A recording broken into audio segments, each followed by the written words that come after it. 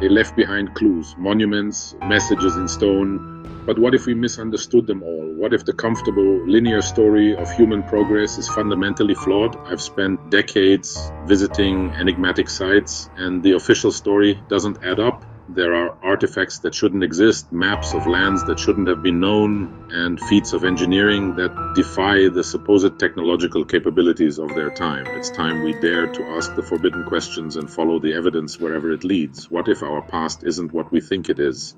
The story begins with a chance discovery in the depths of the sea. In 1900, Greek sponge divers sought shelter near Antikythera. What they found would rewrite our understanding of the ancient world.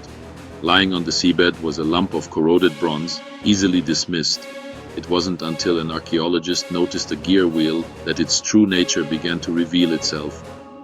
Decades of analysis revealed an object of breathtaking complexity. Inside was a system of interlocking bronze gears, dials, and pointers. A complex machine dating back 2,000 years to a time devoid of such technology. Here was an artifact that simply should not exist. The Antikythera mechanism is a ghost of a technology. It points to a forgotten legacy that we are only just beginning to comprehend. Through advanced X-ray and CT scanning, modern science has peeled back the layers of corrosion and time, revealing the mechanism's true purpose. It was an astronomical calculator of staggering genius. It could predict the positions of the Sun, the Moon, and the 5 planets known to the ancients: Mercury, Venus, Mars, Jupiter, and Saturn. It could forecast eclipses with remarkable accuracy, accounting for the subtle variations in the moon's orbit. It even had a dial for tracking the 4-year cycle of the ancient Olympic Games. It was, in essence, a portable mechanical cosmos, a miniature universe you could hold in your hands.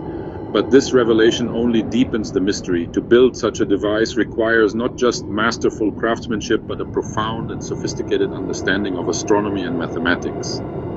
Knowledge that supposedly didn't exist in the 2nd century BC. The Greeks of that era were brilliant philosophers, but the specific astronomical theories encoded in the mechanism's gears, such as the modeling of the moon's elliptical orbit, were not thought to have been developed until centuries later by minds like Hipparchus and Ptolemy. The mechanism suggests this knowledge was already well established, part of a scientific tradition whose origins are completely unknown to us. Who were the creators of this device? History records no names. There are no texts describing its construction or its use. It's as if the intellectual tradition that gave birth to it has vanished without a trace. This is a recurring theme we see at ancient sites all over the world. Incredible technological feats with no recorded development, no schematics, no instruction manuals. It's the hallmark of a legacy technology, a piece of inherited knowledge from a much older, forgotten source. A source that understood the complex cycles of the heavens long before mainstream history is willing to admit. We are left with a stark and unsettling conclusion. The Antikythera mechanism is not the beginning of a technological tradition. It is the end. It is a highly advanced, refined product that must have been preceded by centuries, perhaps even millennia, of development. Where are the prototypes? Where are the simpler versions? They don't exist. It appears on the scene fully formed, a technological ghost from a lost world. What happened to the scientists, the engineers, the workshops that produced this marvel? It seems they and their incredible knowledge were lost to some great forgetting, some cataclysm that reset human history. In 1929, a map drawn on gazelle skin in 1513 by Piri Reis was rediscovered in Istanbul. It was a portolan chart showing Europe, North Africa, and Brazil. Reis claimed he compiled it from 20 source maps, some from the time of Alexander the Great. The map's most startling feature is a landmass connected to South America resembling an ice-free Antarctica. How could Reis have mapped a coastline unseen until modern technology? This impossible map challenges our understanding of the past. The mystery deepens when we consider the map's projection. Professor Charles Hapgood, a historian who dedicated years to studying ancient maps, demonstrated that the Piri Reis map appears to be drawn using sophisticated spherical trigonometry. It seems to be centered on an ancient meridian, possibly near Alexandria, and shows remarkable knowledge of the Earth's true spherical shape. This level of mathematical cartography was supposedly not developed until the 18th century.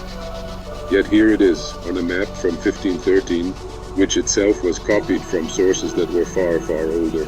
Hapgood and his team concluded that the only way to explain the map's accuracy was that its source maps were created by a single unified civilization, a civilization that possessed the ability to accurately determine longitude, a feat not achieved by European science until the 1760s. This isn't a small discrepancy, it's a technological gap of centuries, and it points to a lost science of mapping and navigation. Who were these ancient cartographers? Who were the kings of the sea that Piri Reis referred to? They must have been a global seafaring people with technology and scientific understanding that we have written out of history. They must have mapped the world during a much earlier, warmer period before the Antarctic ice cap had fully formed. This forces us to consider a radically different timeline for advanced human civilization. The Piri Reis map, like the Antikythera mechanism, is not a product of the age in which it was found. It is an inheritance, a fragment of a lost global legacy. It tells us that someone long before Egypt or Sumeria had explored and mapped the entire planet. They knew its true size and shape and charted coastlines later swallowed by ice. The map is a message in a bottle, a testament to a lost world that we are only now beginning to piece together. High in the Bolivian Altiplano lies Pumapunku, a ruin that defies explanation. Mainstream archaeology says the Tiwanaku culture built it around 500 AD with simple tools.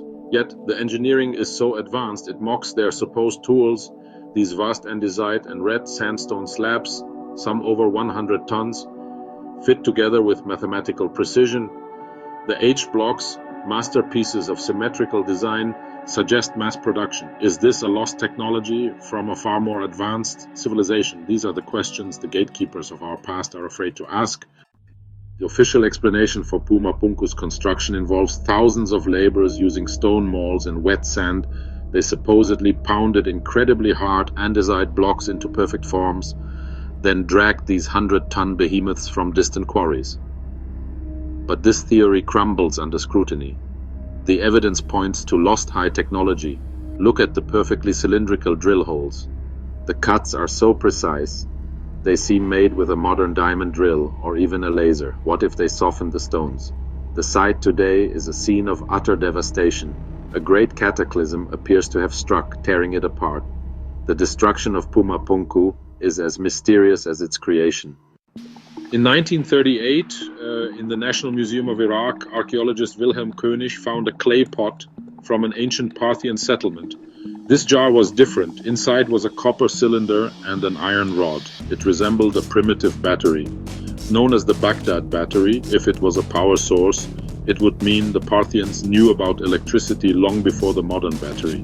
Mainstream science suggests alternative explanations, but replicas have been shown to produce a small electrical current. What did the ancients use it for? Electroplating, medical therapy? The Baghdad battery is a clue to lost human ingenuity. The debate over the Baghdad battery continues, largely because academics resist the idea of ancient electricity. The accepted theory is that it was used for electroplating. What about medicine, a primitive form of electrotherapy? Imagine a priest touching a metal statue wired to these batteries, causing a spark to jump to a worshipper. It would have been seen as a direct manifestation of the divine. In Egypt, the Temple of Hathor depicts what looks like giant light bulbs. The resemblance to electrical technology is undeniable. Could the Baghdad battery and the Dendera light be two pieces of the same lost puzzle? We suffer from chronological snobbery, believing we are the pinnacle of achievement, but the Baghdad battery refuses to be ignored. It's a spark of light from a world we thought we knew. In the early 20th century, archaeologists excavating the ruins of ancient Mesopotamia unearthed remarkable cuneiform tablets known as the Sumerian King List. This document presents a record of the rulers of Sumer. The list is divided into two periods, those who ruled before and after a great flood. The text states, after the kingship descended from heaven, the kingship was in Eridu. It lists kings who ruled for thousands of years. Mainstream historians dismiss these reign lengths as myth, but what if we are looking at a genuine memory of a truly remote antiquity? Could the Sumerian king list be a record of a lost age of humanity brought to a sudden and violent end? The Sumerian king list's structure makes it compelling. After the Great Flood, reigns of kings become shorter and more realistic. The list transitions from myth to history, scaling down numbers systematically. Scribes seemingly worked from a belief tradition, recording a passed-down history. The flood represents a rupture, after which life became shorter and harder. Could the years represent lost celestial cycles? The Sumerian king list leaves us with a choice. Does it preserve a faint echo of a genuine ancient history, a history of a lost world and a global cataclysm? It challenges our timeline, suggesting another history ended before ours began. In Pakistan, the ruins of Mohenjo-daro whisper a tale of sudden annihilation. It was a sophisticated metropolis with advanced plumbing and impressive brick houses, yet it was abandoned. Skeletons are strewn in the streets and houses in positions of sudden death. Some are holding hands, caught in a moment of shared terror. These are victims of an instantaneous cataclysm. Mainstream archaeology struggles to explain this. What event caused such widespread death across a thriving city? A wave of destruction left no survivors to bury the dead. The skeletons tell a disturbing story of a power unleashed. Why are these skeletons still here, unburied? There were no survivors to return. Mohenjo-daro is a mystery that challenges what we know about the ancient world. Mystery of Mohenjo-daro deepens when we examine the very bricks of the city itself. Archaeologists discovered vitrified clusters of clay pots and bricks fused together by immense heat, far hotter than any fire could produce. This melted stone instantly, a signature of technology that shouldn't exist in that era. Researchers found unusually high radiation levels, 50 times higher than normal in one skeleton. Could this be evidence of a nuclear-style event thousands of years ago? Ancient texts speak of devastating superweapons with immense power. Descriptions of incandescent columns, blinding light, and barren lands mirror the archaeological evidence. We are at a crossroads. Is this evidence of a highly destructive technology unleashed in our deep past? Mohenjo-daro isn't just a local mystery, it's a global warning, a technological apocalypse our ancestors recorded. If it happened once, who is to say it cannot happen again? For centuries, we've been told a simple story about the Great Pyramid of Giza. It is a tomb built by the pharaoh Khufu. But there is a monumental problem with this story. Not a single shred of evidence has ever been found inside the Great Pyramid to support it. Why do we cling to the tomb theory when the pyramid itself remains stubbornly silent? The pyramid is not a tomb, it is a machine. Consider the precision. This is not the work of chance, it is the work of a profound and sophisticated science. We have to be open to the possibility that the builders possessed a technology we do not understand. The pyramid is a profound anomaly, a message in stone that tells us our history is wrong. If not a tomb, what is the Great Pyramid? Its structure may hold the clues. The internal layout, unlike other tombs, features an intricate network. The shafts align with specific star constellations as they appeared thousands of years ago. Were they designed to channel energy, connecting the structure to the cosmos? The inner chambers were cased in granite, high in quartz crystal. Quartz generates an electric field under stress. The shafts were lined with limestone, an electrical insulator. Could the pyramid have been a giant power plant harnessing Earth's energies to generate wireless power?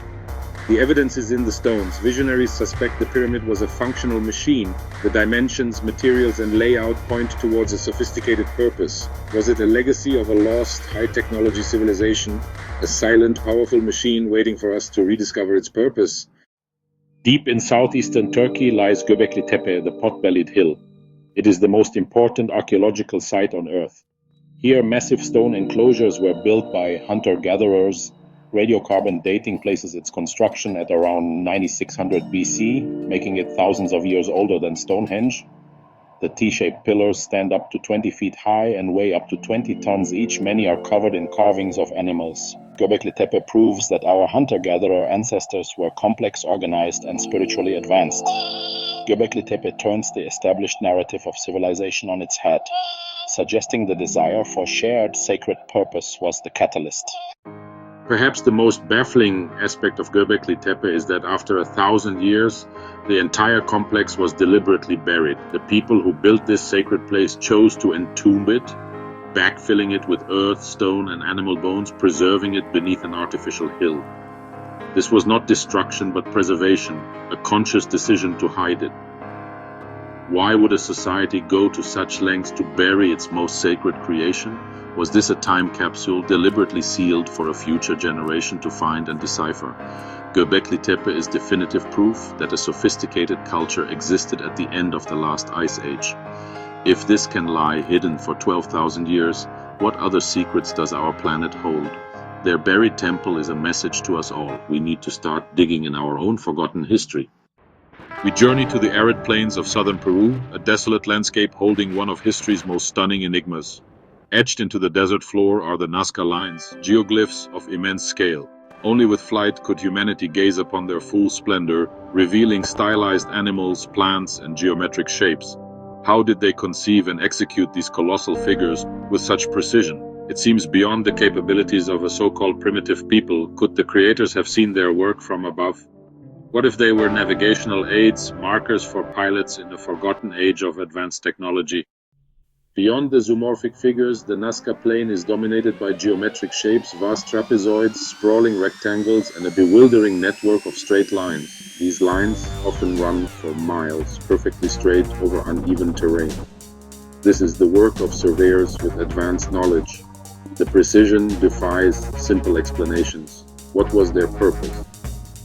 Some point to astronomical positions, while others appear to be vast, cleared runways. Dating back to 500 BC, they have survived for millennia, preserved by the climate, intended to last. They carry a message across time, etched into the planet. Was it for a future humanity, or returning visitors from the stars? The Nazca lines serve as a reminder of how little we know about our past. They are a puzzle that invites us to consider that our history is far richer and more mysterious than we have been told. Peru, near the Nazca lines, an unsettling mystery was unearthed. In 1928, archaeologist Julio Tello discovered a necropolis containing skeletal remains with unusual skulls. These are the Paracas skulls. Structurally different, they have larger cranial volumes and are heavier than normal human skulls. They also possess only one parietal plate. Unlike modern humans, these anatomical variations challenge our understanding of human evolution. What were these beings? Preliminary DNA analysis revealed mutations unknown in humans, suggesting a new human-like creature. The Paracas skulls demand serious, unbiased investigation. The Paracas skulls are not an isolated phenomenon. Elongated skulls have been discovered all over the world, from Malta to Mexico, from Egypt to Russia, and even in parts of Europe. While many are attributed to artificial cranial deformation, a significant number exhibit the same anomalous characteristics seen in Paracas. This global distribution suggests a widespread and ancient tradition. In ancient Egypt, the royal family are depicted with strangely elongated heads. In ancient Sumeria, depictions of the gods often show them with elongated skulls. What if head binding was an attempt to imitate a ruling class born with these features? What if a race of beings with naturally elongated skulls once formed a global elite? It would suggest that the beings remembered in myth as gods were physical beings who walked the earth. The implications are profound. If such a race existed, where did they come from? The skulls are a tangible link to these forbidden possibilities. High on the desolate altiplano of Bolivia at nearly 13,000 feet lie the ruins of Tiahuanaco. Mainstream archaeology says this was the capital of a pre-Incan empire, but the scale, precision, and megalithic ambition seem out of place. The stonework at Pumapunku is even more bewildering, cut with machine-like precision. How was this achieved with simple tools? Local legends speak of giants or a city built in a single night. The construction techniques point to a far greater antiquity and technology than accepted. Tiahuanaco is a ghost from a lost chapter of human history. Standing amidst the ruins of Tiahuanaco is the Gate of the Sun. Carved from andesite, it's adorned with intricate iconography. At the center is Viracocha. Many believe the gateway is a calendar. Local legends see it as a place of creation. Some say the gateway of the sun is a stargate, a portal to other worlds, a true gateway to the stars. The ruins remain silent, but the questions echo.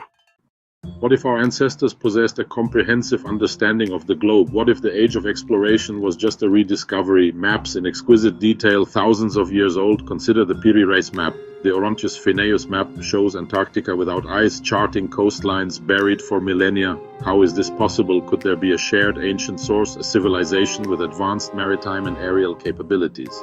The academic establishment refuses to connect the dots, a lost chapter of human history. These are echoes of a powerful, technologically sophisticated parent civilization, challenging us to acknowledge the giants on whose shoulders we stand. The orthodox view of technological progress is a simple linear ascent. from stone tools to smartphones, a steady, unbroken climb. But the archaeological record tells a very different story. It speaks of sudden, inexplicable leaps in knowledge, followed by long periods of stagnation or even regression. It's as if our ancestors were periodically given access to a cheat sheet of advanced science, only to lose it again. Look at the ancient Egyptians. They built the Great Pyramid with a precision we would struggle to replicate today. The Dendera light, a carving in the Temple of Hathor in Egypt, bears a striking resemblance to a Crookes tube. Egyptologists dismiss this as pure symbolism. But is it, or are we looking at a blueprint for a technology that we have only just rediscovered? In South America, intricate gold and platinum alloys were created that require incredibly high melting points. How did they achieve this? An understanding of acoustics, resonance, and harmonic frequencies that was built into the very stones of their temples. An understanding of geology that allowed them to quarry, transport, and place multi-ton blocks with millimeter accuracy. This is the legacy of a forgotten science. What could possibly erase a globally advanced civilization from the face of the earth, leaving behind only these enigmatic clues and fragmented memories? What event could be so powerful, so utterly devastating that it would not only topple empires but also wipe the slate of human memory clean, plunging the survivors back into a dark age? The answer, I believe, lies in a global cataclysm. A catastrophe of such unimaginable scale that it has been seared into our collective subconscious, preserved in a tapestry of myths and legends from every corner of the world. For generations, we have dismissed these stories as mere fables. The great floods, the rains of fire from the sky, the epochs of darkness, the tales of entire continents sinking beneath the waves. We patronize our ancestors, assuming their stories are primitive attempts to explain thunderstorms or local river floods. But what if they were telling the literal truth? What if the story of Noah, of Deucalion, of Manu, of Utnapishtim is not a myth but a memory? A memory of a real event, a global inundation that drowned the world of a former age and reset the course of human history. The geological evidence is compelling and grows stronger every day. We find marine fossils on the tops of mountains. We find evidence of mega tsunamis that scoured entire coastlines, leaving scars on the landscape that are still visible today. The Younger Dryas impact hypothesis posits that around 12,800 years ago, fragments of a disintegrating comet struck the Earth, hitting the North American ice cap. The resulting heat flash would have vaporized millions of tons of ice, triggering unimaginable floods, continent-spanning wildfires, and a sudden catastrophic climate shift that plunged the world into a new ice age for over 1,000 years. This was not a slow, gradual change. It was an apocalypse, an event that would have destroyed any advanced coastal or maritime civilization that existed at the time. Their cities would have been pulverized by cosmic impacts, scoured from the earth by mega floods, and finally buried under hundreds of feet of rising sea levels. The few survivors would have been scattered, traumatized, their intricate web of knowledge shattered. They would be reduced to a state of bare survival, clinging to the fragmented memories of their former world, memories that would, over millennia, become the myths and legends we study today. In the aftermath of such a world-ending catastrophe, who would survive? Not the city dwellers, not the academics, not the politicians. The survivors would be the outliers, those living in high-altitude regions, those in remote, sheltered locations. They would be traumatized, their infrastructure gone, their libraries destroyed, their society in ruins. They would be suffering from a profound collective amnesia. They would have to start again, from scratch. This is the world that mainstream archaeology studies, the world of the hunter-gatherer, the first farmer. But they mistake the beginning of a new cycle for the beginning of everything. Yet I believe something of the old world was saved. The myths of the survivors consistently speak of a small group of wise men, great teachers, who appeared after the cataclysm. In Egypt, they were the Shemsuhor, the followers of Horus. In South America, they were the Viracochas. In Mexico, they were the people of Quetzalcoatl. These figures, often described as bearded and pale-skinned, were said to have brought with them the gifts of civilization, agriculture, law, architecture, and astronomy. They were the keepers of the flame, the guardians of the ancestral knowledge. Their mission, it seems, was to restart the human story, to find the scattered, traumatized survivors and give them the tools to rebuild. They traveled the world, disseminating the core tenets of a civilized life, planting the seeds of knowledge that would eventually blossom into the great civilizations of Egypt, Mesopotamia, and the Americas. This explains the sudden, almost miraculous appearance of sophisticated cultures in the historical record. Seemingly without any period of development, they were not developed, they were rebooted, using the salvaged operating system of the lost civilization. This is the great secret, the truth hidden behind the veil of myth and the dogma of mainstream history. We are a species with amnesia. We are living in the shadow of a forgotten, technologically advanced parent culture that was all but wiped out by a cosmic catastrophe. The monuments they left behind were not just tombs or temples, but deliberate messages encoded in stone and aligned to the stars. They are a warning and a legacy, a desperate attempt by the survivors to ensure that their knowledge and the memory of their fate would never be completely lost to the darkness again. The evidence is all around us if we only have the courage to open our eyes and look. It is carved into the megaliths of Göbekli Tepe, engineered into the impossible angles of Pumapunku, and encoded into the celestial alignments of the Giza pyramids. It is present in the impossible knowledge of ancient maps and the fragmented memories of a global cataclysm that echo in the myths of cultures separated by vast oceans and thousands of years. The narrative we are fed by the establishment, a simple linear progression from primitive to modern, is a comforting fiction, but it is a fiction nonetheless. The reality is far more mysterious and far more profound. Our ancestors left us a story. It isn't a story written in books of decaying paper or on scrolls that turn to dust. It is a story scattered in stone, a story of immense achievement and devastating loss. It is a story that speaks of a time when humanity was greater than we have been led to believe, a time when we understood the secrets of the cosmos and the earth beneath our feet, a time that was brought to a sudden violent end. They left these clues, these indestructible monuments, as a testament to their existence and as a warning for our future. The question is, will we listen? Subscribe to Think Loop for more mysteries they don't want you to solve. What ancient truth do you believe is still hidden? Leave a comment below.